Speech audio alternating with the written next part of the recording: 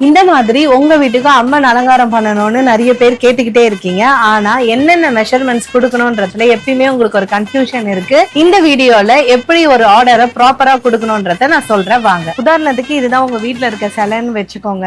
இப்ப இந்த சிலைக்கு வந்து பாத்தீங்கன்னா ஒரு 3 மெஷர்மெண்ட் நீங்க கண்டிப்பா சொல்லணும். ஃபர்ஸ்ட் வந்து பாத்தீங்கன்னா சிலையோட ஹைட் தேவை. அதுக்கு இந்த மாதிரி சிலையை பின்னாடி திருப்பிக்கோங்க, அப்பதான் உங்களுக்கு பிளாட்டா இருக்கும். சோ இப்ப ஸ்கேலோ இல்ல இன்ச் டேப்போ வச்சு அளவு எடுத்துக்கோங்க. தோராயமா வந்து பாத்தீங்கன்னா 5.5 இன்ச் இருக்காங்க. இப்ப கிரீடம் எப்படி அளவு எடுக்கணும்னு பாத்தீங்கன்னா இந்த மாதிரி நூல் வச்சுக்கோங்க.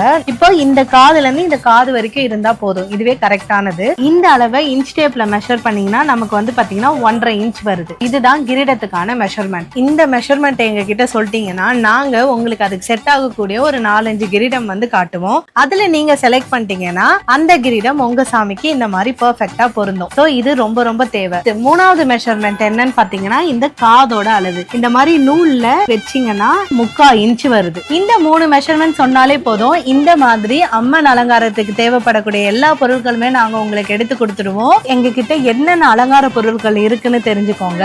தலைக்கு கிரீடம், திலகம், கர்ணபதக்கம், மூக்குத்தி இல்ல புல்லாக்கு, மாங்கல்ய set, necklace set, hip belt, இந்த மாதிரி முடி, மாலைகள், அம்மனுக்கு உடுத்தக்கூடிய உடை. இந்த ஆடி மாசத்துக்கு அடுத்து தொடர்ந்து நிறைய வீடியோஸ் வரப்போகுது. இந்த எல்லா அலங்கார பொருட்கள்லயும் என்னென்ன வெரைட்டிஸ் இருக்குன்னு சொல்லி எல்லாமே நீங்க பார்க்கலாம். எங்க இன்ஸ்டா பேஜை ஃபாலோ பண்ணி அடுத்தடுத்த வீடியோவை பார்த்து உங்களுக்கு தேவையான பொருட்களை சீக்கிரமா பர்ச்சேஸ் பண்ணிக்கோங்க.